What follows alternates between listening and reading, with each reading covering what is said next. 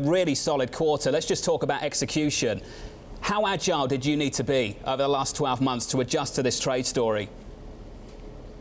Well, first off, Jonathan, we're really proud of what our team's accomplished, just executing in a time where there's quite a bit, as you know, quite a bit of complexity out there in the macro as well as the geopolitical world. And when the tariffs were first brought forward, months ago, we said we had a three-pronged strategy. First is we wanted to engage with the administration on, just a discussion around the implications.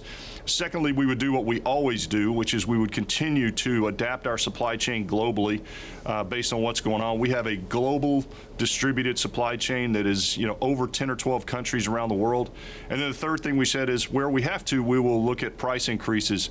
And, on the first round, our teams did a great job. And then we subsequently, because we knew there was a risk of this 25%, our teams kept working on mitigation. And when this all hit last week, the great news is that our team had done an amazing job of working on our supply chain, which led to a very minimal set of price increases that we made over the weekend. And so everything that we need to do on this front is actually behind us at this point. So, Chuck, to be clear, the new tariffs that were announced and activated are now in the guidance for this year, right? That's correct, Jonathan. They're in the guidance. The prospect of even more tariffs, how do you factor that in? Well, right now we were just worried about mitigating what happened last week, but I think that, look, if we move to the next wave, there's a lot of discussion out there from experts who are much smarter than I on overall economic issues. I think that, what would the impact be? It would clearly be across multiple industries, and but the way we would deal with it is we'll execute the way we know how to execute, and as we see them, if they begin to become more of a reality, then our teams will continue to work on mitigation strategies to do the best we can. Chuck, just in terms of that three-pronged approach, one of them being just talking to the administration, how productive have you found that? We found them to be incredibly responsive, and they listened and they understood the issues. At the time when we talked about the 25%, I wasn't sure what our ability would be to actually mitigate the 25% within the time frame that we might have to do so. That's when you heard me talking about the potential for R&D spending to be at risk, because I wasn't convinced that we could pass all that through. The great news is our teams executed at a pace. I was talking yesterday, I told them they did Herculean work to actually get us to the point that they did, which actually enabled us, to continue operating, and we won't have any impact on that front. So I'm very pleased with what our teams have accomplished. Do you see that as a real material risk now, though, Chuck? If they go again, put tariffs up and on everything, do you think R&D, not just at your company but elsewhere, would be at risk?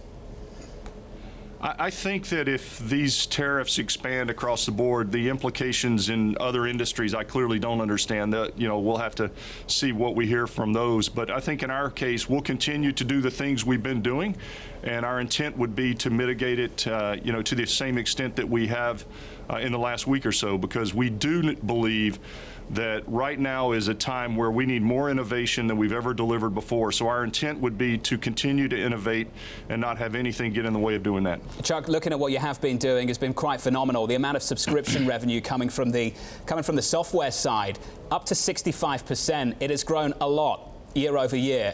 Walk me through the optimal level for that. How much more can you squeeze out of that story? Well, if you look at our portfolio, our security portfolio is just incredibly high software content today, and it is subscription oriented. Our collaboration portfolio is the same. And what we've been working on over the last few years is actually introducing this subscription software model to our core franchises, which are our large core franchises, and our teams again have done a phenomenal job. In 2017 at our analyst conference, we said that by 2020 we wanted to have 30% of our revenue coming from software, and we're on track or maybe even a little ahead of that. And also, obviously the subscription side of that software business now has gotten to 65%, and that's up 9 points year over year. So we continue to execute well. It's a complicated transition, but our teams are doing a very good job.